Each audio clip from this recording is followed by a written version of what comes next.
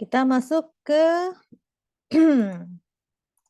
bahasan berikutnya, yaitu tentang strategi kesantunan ya. Nah ini kayaknya pragmatik, kayaknya semuanya taunya ini aja santun. Wah itu pokoknya pragmatik gitu loh ya. Banyak yang seperti itu. Oke, untuk kesantunan ya, strategi kesantunan sebetulnya detailnya juga bisa kalian baca di buku Muhajir ya. Di situ banyak juga ya. Ini saya hanya masukkan poin-poinnya saja. Nah, pertama kali strategi kesantunan itu yang mengemukakan adalah Brown and Levinson.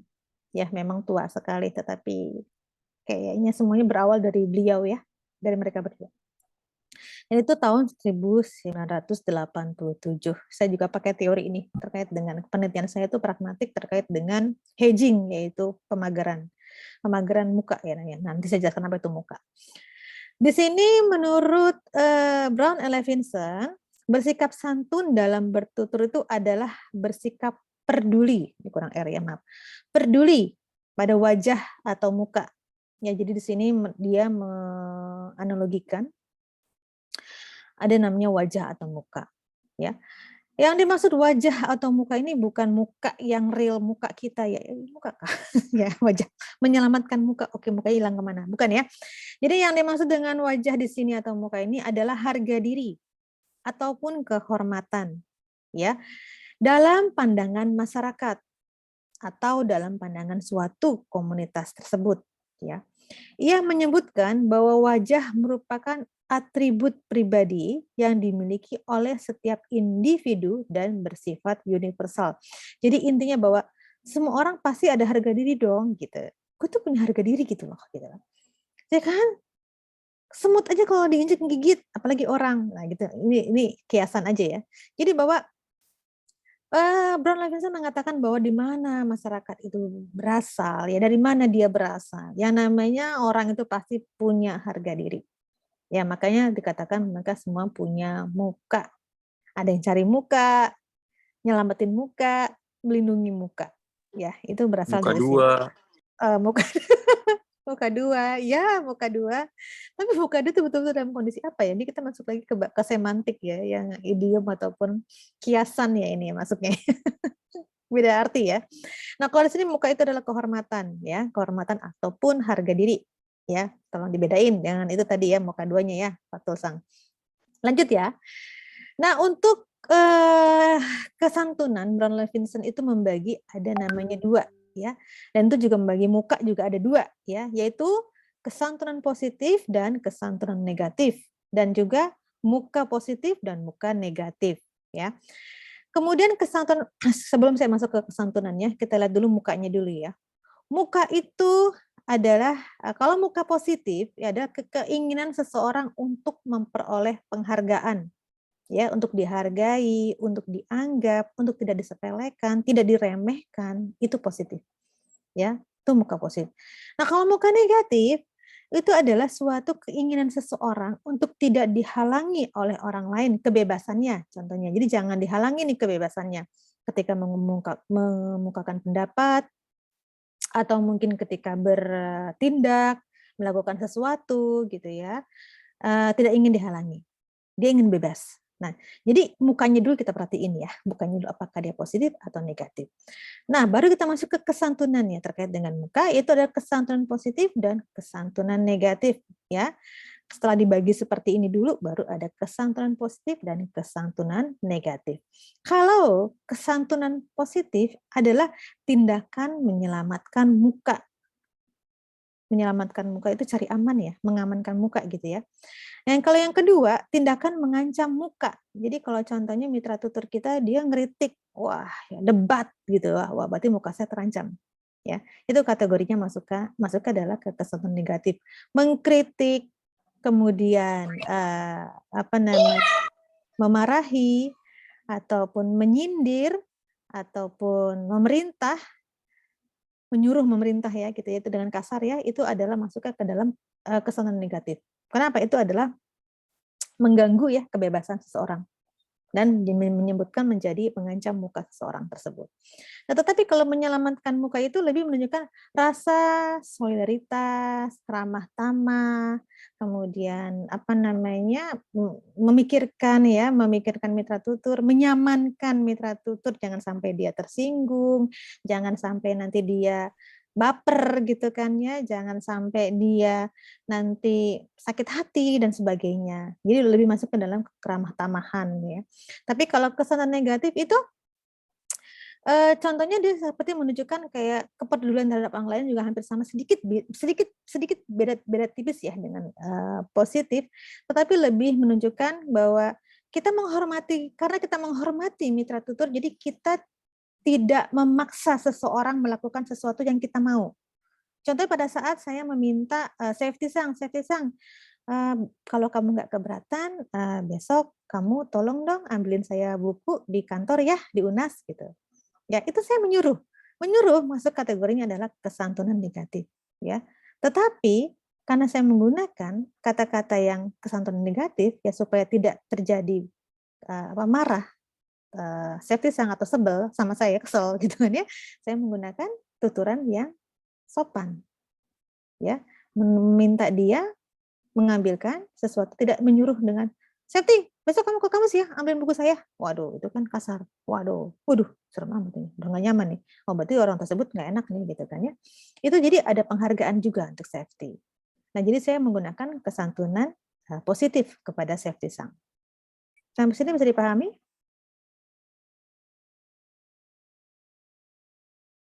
Diem nih, kayaknya bingung. Halo, Moshi? Madai mas kah?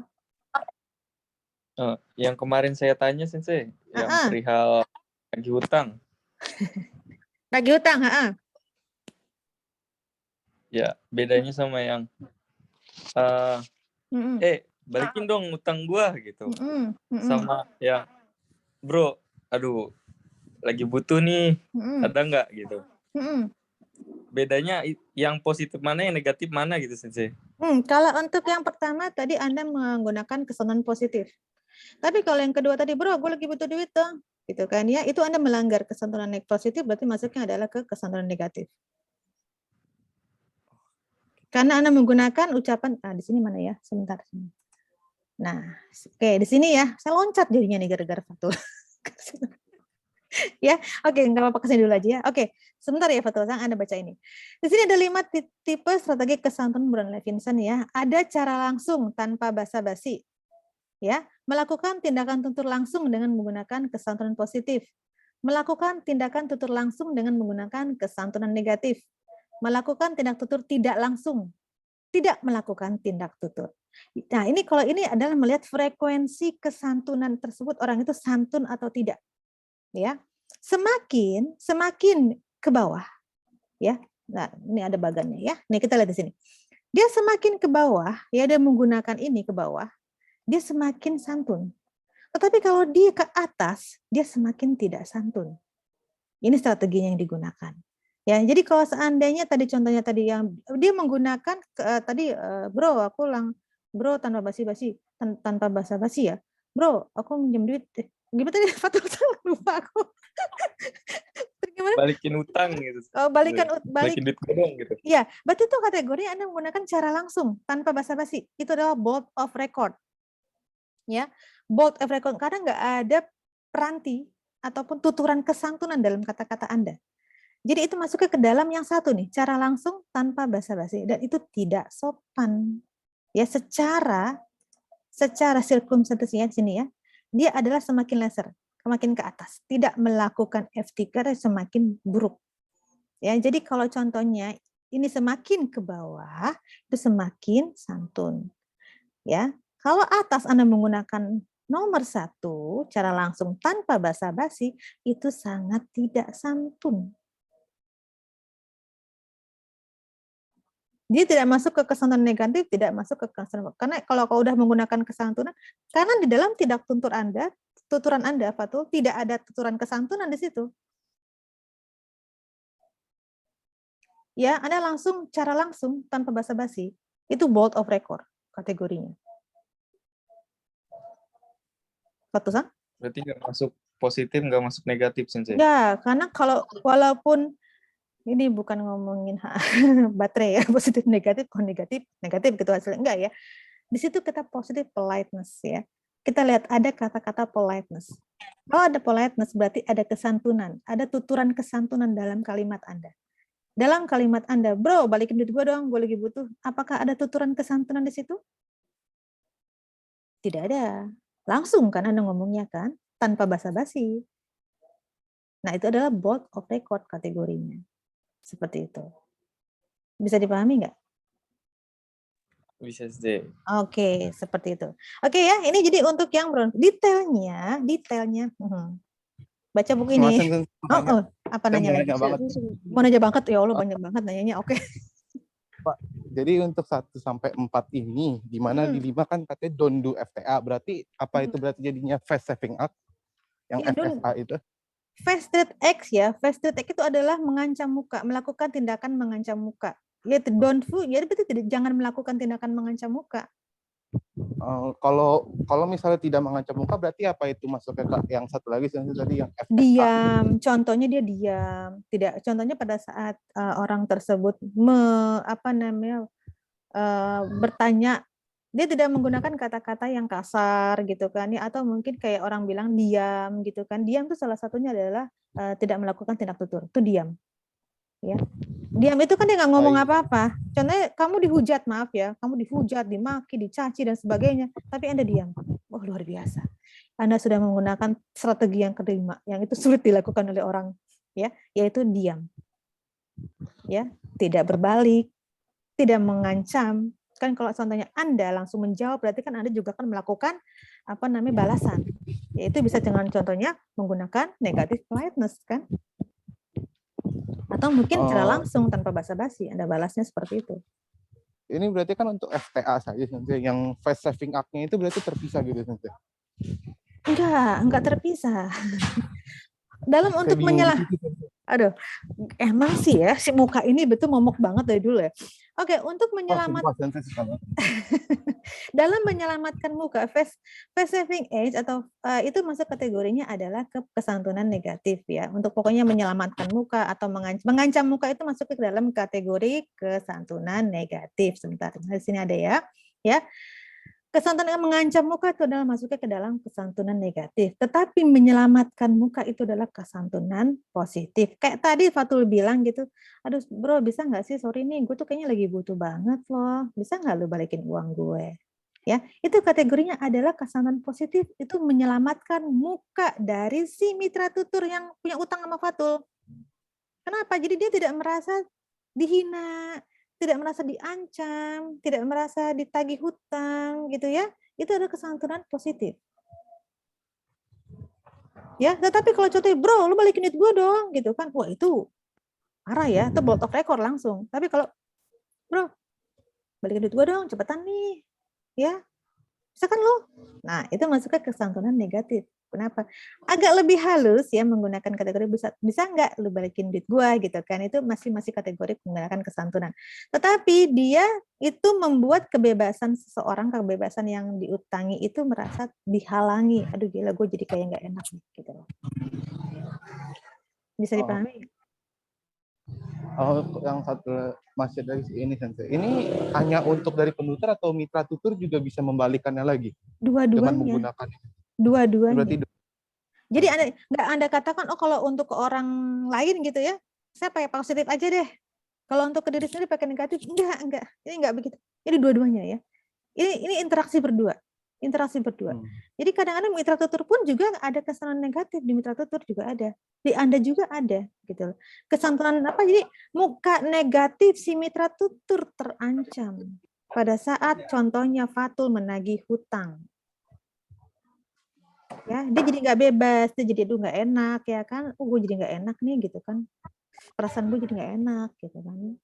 Ya, jadi muka negatif dari si tukang utang itu terancam. Jadi maksudnya ke FTA gitu. Ini Deska? Boleh saya minta contoh satu untuk yang fast saving act, Sensei? Fast saving act, oke. Masih ngomongin si Fatul tadi. Face saving yang itu menunjukkan rasa solidaritas, sampai kelibet nih ya. Solidaritas, keramahan, kepedulian terhadap orang lain. Ya, contoh tadi kan kalau si Fatul bilang, bro, sis atau bro, gue tahu lu lagi susah, gue ngerti deh kebutuhan juga lagi banyak. Tapi kemarin kan lo udah minjem duit gue juga butuh nih buat bayar buku. Tolong dong balikin duit gue, gitu kan? Nah itu dia, berarti Fatul atau saya ya, Fatul menggunakan kesantunan positif. Kenapa? Dia sangat berempati dengan mitra tuturnya, ya, nggak langsung nagih dengan semena-mena, nggak mikirin si mitra tuturnya itu lagi punya duit nggak, atau lagi stres nggak, atau lagi gimana, nggak. Tapi Fatul ada rasa simpati, ada empati kepada yang ditagih gitu loh. Nah itu adalah berarti Fatul menyelamatkan muka dari si mitra tutur. Padahal dia minjem uangnya Fatul loh. Ides kah? Julisan? Julisan sang? Udah hilang. Ides. Oke. Jawabannya ides gitu kan ya. Nah, terkait dengan apakah kesantunan negatif dan kesantunan positif seperti apa dalam suatu masyarakat, itu yang berbeda-beda. Ya, itu yang berbeda. Belum. Oh, udah. Pardon, waktu saya tutup seksi kesantunan. Apa? Saya mau nanya, saya sama Mas Sen. Kalau misalnya nih, misalnya ditanya kayak kita tuh hari ini ngapain sih, kayak Kiowa dan Stay Maska, terus si lawan bicaranya tuh malah ngomong kayak lain, kayak Kiowa kau ini Imas gitu kan ditanya kita lagi ngapain, dia nanya oh kita lagi ada di taman gitu. Nah terus si mitra tuturnya tuh malah yang kayak terdiam, terus kayak agak sedikit sarkas kayak oh kau ini Iru nih gitu. Sensei itu tuh maksudnya tuh jatuhnya kemana gitu loh Sensei. Jadi maksudnya yang Anda bahas apa kesantunannya atau dalam prinsip kerjasama? Iya kesantunannya gitu Sensei. Soalnya kan kayak dia jawabnya ngawur udah gitu terus kayak oh jawabnya kok kayak gitu terus sambil kayak terdiam kaget, mukanya kayak agak bingung sambil senyum-senyum cengengesan terus kok oh kau ini Iru nih gitu. Kayak agak sedikit sarkas gitu Sensei. Itu ada masalah ya dengan mitra tuturnya. Itu ada kenapa orang ditanya ke Wanani Stay Mas kan dijawab ke poin ini Iru, itu pertama berarti kan kalau secara PKS dulu ya, kita bahas PKS-nya dulu baru kesantunannya ya. Kita bahas tuturannya dulu, tindak tuturnya dulu baru ke kesantunannya. Nah, tindak tuturnya apa yang digunakan? Oh, berarti dia melanggar maksim relevansi. Orang saya ngomong ke Wanani Stay Mas kan imawa ko yang ini imas nih. Berarti dia kan menghindar, tidak mau menjawab, ngeles lah ibaratnya gitu ya. Tadi siapa sih nanya? Hai, Nuril Sensei. Nuril Sang, berarti kan dia ngeles ya Nuril Sang. Terus malah kayak jadi sarkas gitu tindakannya, kenapa sih kayak kesel gitu kan ya, ditanya kok malah jawabnya kok apa sih namanya hanonya gitu, reaksinya kok kesel gitu, kenapa ya gitu kan, gunanya baik-baik gitu. Berarti ada masalah dong dengan mitra tutur Anda. Nah, kalau dalam masih kategori kesantunan, kalau di dalam strategi tindak tutur maksim ya, dia melanggar maksim relevansi. Itu pasti. Ya, sudah satu. Iya. Nah, kenapa dia melanggar maksim relevansi? Ini Anda mesti masukin. Apakah Anda menggunakan teori kesantunan? Oh, contohnya mungkin kesantunan dia adalah tadi tuh bold of record atau tidak mengatakan apapun, terdiam gitu kan ya. Kalau diam dong mungkin lebih kurang ajar juga kalau buat kita ya nggak jawab gitu kan ya. Tapi dia sarkas. Apakah dia menggunakan kesantunan? Tidak, dia tidak menggunakan kesantunan di situ. Ya, tidak ada kesantunan apapun di situ Nuril. Dia hanya tindakan saja, yaitu sarkas dan tidak menjawab. Tidak santun. Kenapa tidak santun? Pertama dia tidak menjawab. Ya, dia melanggar maksim kuantitas. Sorry, ya, tidak memberikan informasi yang jelas. Gitu. Dan juga tidak relevan informasinya dengan yang dikatakan. Nah, apakah Anda memasukkan sebagai kesantunan? Prinsip kesantunan apa yang bisa dimasukkan? Orang dia ngomong aja enggak. Ngomong aja enggak gitu Nuril. Sementara kita ngomongin linguistik itu harus ngomong gitu loh. Apa yang dia ngomong apa? Kau ini Iman? Jadi pas ditanya kita lagi ngapain sih gitu kan. Terus nanti sama si lawan bicaranya tuh kayak Kiowa, kau ini Imas. Jadi melenceng kan tuh, kan nggak relevansi. Terus si mitra tuturnya itu mungkin agak kayak kok ini orang aneh gitu. Terus dia malah diem tapi sambil ngejawabin juga gitu Sensei. Sempet terdiam terus kayak sambil cengengesan dan muka kurang enak tapi ngomongnya wah koe niru nih gitu sambil kayak nada yang lembut gitu loh Sensei. Tapi mukanya nggak ngenakin gitu.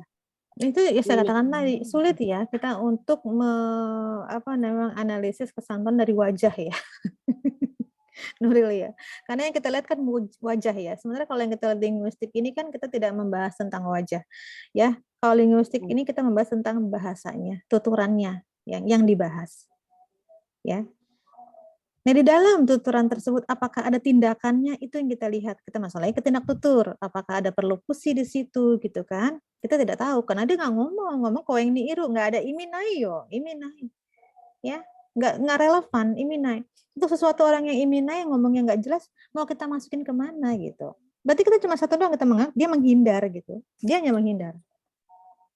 Ya, apakah menghindar ke dalam kesantunan? Tidak. Itu hanya salah satu cara berkomunikasi manusia, yaitu menghindar, tidak mau menjawab.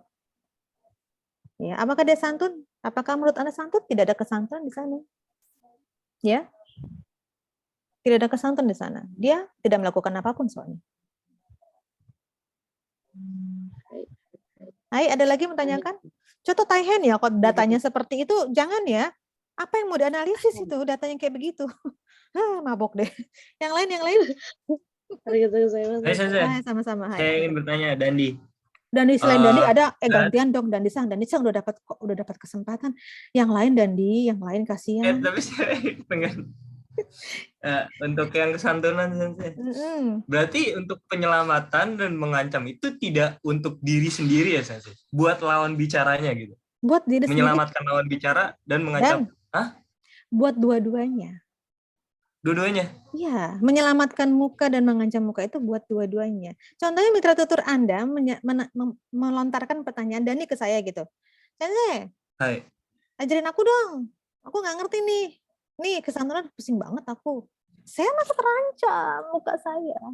Kenapa? Karena permintaan Dani itu membuat saya merasa tidak dihargai. Ya, tidak dihargai. Saya tidak mendapat penghargaan dari Dandi. Kemudian juga itu menghalangi tindakan saya karena Dandi memaksa. Jadi biasanya kalau contohnya meminta, menyuruh itu ya, itu masuk kategorinya adalah kesantunan negatif. Ya. Tapi kalau saya menyelamatkan muka, contoh kalau Dandi ngomongnya kebaik dengan saya gitu kan, Sensei tolongin dong Sensei, jika enggak tera, isu yoroshi deshoka gitu kan ya, Anda menggunakan keigo. Wah, itu udah pasti kesantunan banget kan. Itu lain halnya. Jadi kesantunan positif dan negatif ini untuk dua belah pihak ya, bukan buat sendiri aja loh. Ya. Ke saya pun juga, ke saya sendiri, saya penutur nih, saya sedang ngobrol dengan kalian. Mungkin ada kata-kata kalian membuat saya terancam juga ada gitu.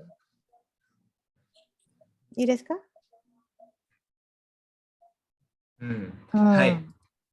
Ya seperti itu. Nah, jadi maaf Sensei, jadi kurang lebih mimik wajah itu tidak maksudnya nggak begitu berpengaruh ya Sensei? Tidak, karena balik lagi ke Fatul. Fatul tuh kayaknya start of the day deh. Kenapa? Karena gestur mimik wajah reaksi tidak dipelajari di dalam linguistik, ya. Tidak dipelajari dalam linguistik. Linguistik membahas bahasa, ya. Tidak bahasa tubuh, bukan. Bahasa tulisan dan bahasa lisan yang keluar dari mulut. Itulah yang dipelajari linguistik. Terkait dengan gestur tubuh, terkait dengan mungkin cara pikir atau segala macam, memang ada, tapi mungkin masuk ke dalam psikolinguistik, dikaitkan dengan psikologi, nggak bisa disendiriin. Ya, mungkin di psikologi orang tersebut ada masalah nih dengan kata-kata, contohnya, kenapa sih orang Jepang menggunakan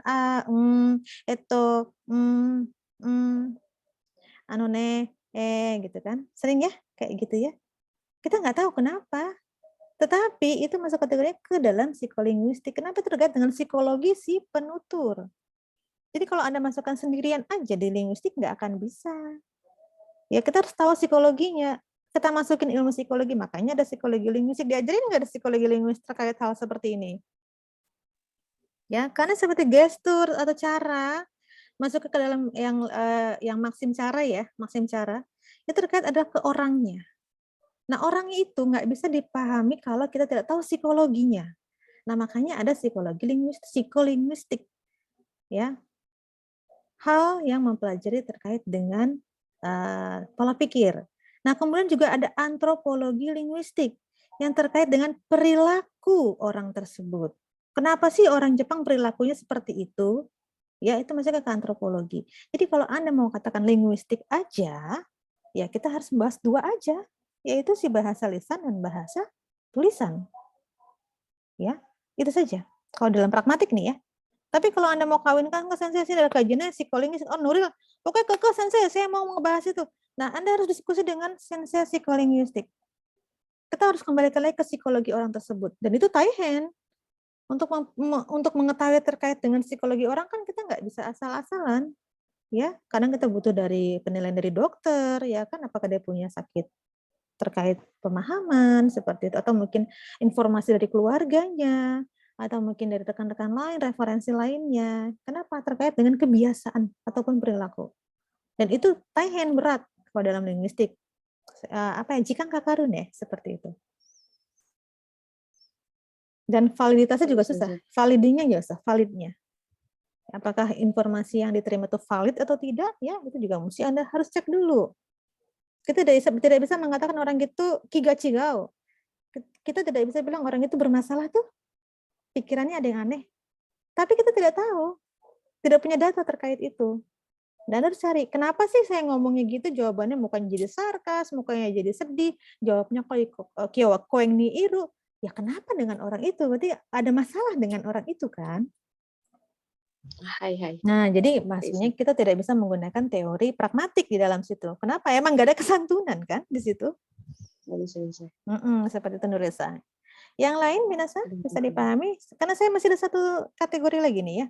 Nah, kemarin di dalam permintaan saya untuk ujian itu adalah kategori menggunakan kebudayaan. Memang saya meminta Anda menggunakan bukunya Mizutani. Mungkin saya sudah kasih linknya ya, ada linknya di sini. Tapi ini tulisan orang. Ya, di sini ada linknya, referensi penelitian kesantunan yang oleh Mizutani. Saya juga ambil dari web ya. Ini Anda bisa download, Anda lihat bagaimana teori-teori Mizutani. Karena saya tidak punya waktu untuk memberikan buku ini, kecuali ada yang mau fotokopi bukunya. Dan ini bukunya lumayan berat. Saya juga beli di Jepang, susah sekali nyarinya. Jadi istilahnya Anda bisa lihat teori-teori tentang Mizutani. Nah, Mizutani ini di dalam buku ini lebih banyak menggunakan kesantunan-kesantunannya terkait dengan kesantunan positif. Udah mau habis lagi. Kesantunan positif. Kenapa? Karena banyak sekali perilaku-perilaku ataupun kesantunan-kesantunan yang digunakan oleh orang Jepang untuk menunjukkan keramah tamahan, ya, menghargai mitra tutur, ya, kemudian merendahkan diri sendiri dengan menggunakan kenjogo, ya, ataupun menggunakan kesantunan yang lain itu kenjogo no hantewa, lupa tuh tiba-tiba. Meninggikan songkeigo sih Mas, yang tiba-tiba blank ya, songkeigo ya, meninggikan mitra tutur. Meninggikan mitra tutur itu salah satu adalah dari kesantunan positif ya. Kenapa? Itu menghargai mitra tutur Anda. Ya. Jadi intinya memang dalam bahasa Jepang masyarakatnya memang betul-betul sangat menghargai mitra tutur. Ya. Untuk melindungi diri sendiri, untuk melindungi muka negatif, dia tidak mau menggunakan sesuatu hal ataupun tuturan yang mengancam muka orang tersebut. Ya, jadi dia menggunakan kesantunan positif yang banyak seperti itu. Nah, seperti apa penggunaannya? Anda bisa lihat di di penelitian yang sudah saya berikan ini referensinya. Ini banyak sekali ya. Anda juga bisa masukkan budaya, karena kalau nggak salah kalian ada kelas budaya ya, kelas masyarakat Jepang kontemporer ya. Hai Sensei. Ada ya. Itu ada masyarakat Jepang. Kenapa sih masyarakat Jepang seperti ini gitu kan ya? Atau kebiasaan-kebiasaan masyarakat Jepang atau budaya Jepang di kelas lain Anda boleh kawinkan ya. Anda boleh kawinkan, boleh dimasukkan. Ya mungkin ada punya teori di kelas budaya atau ada teori di kelas sastra atau ada teori di kelas masyarakat Jepang kontemporer gitu ya, boleh Anda masukkan. Yang ada kaitannya dengan kesantunan, yang bisa relasikan atau bisa dikawinkan lah ya dengan pragmatik. Bisa dipahami?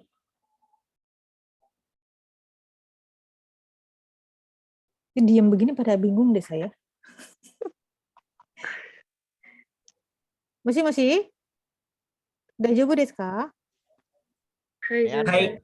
Hai jauh Sensei. Udah mama. Oke, ini sudah mau zuhur ya. Insya Allah Sensei.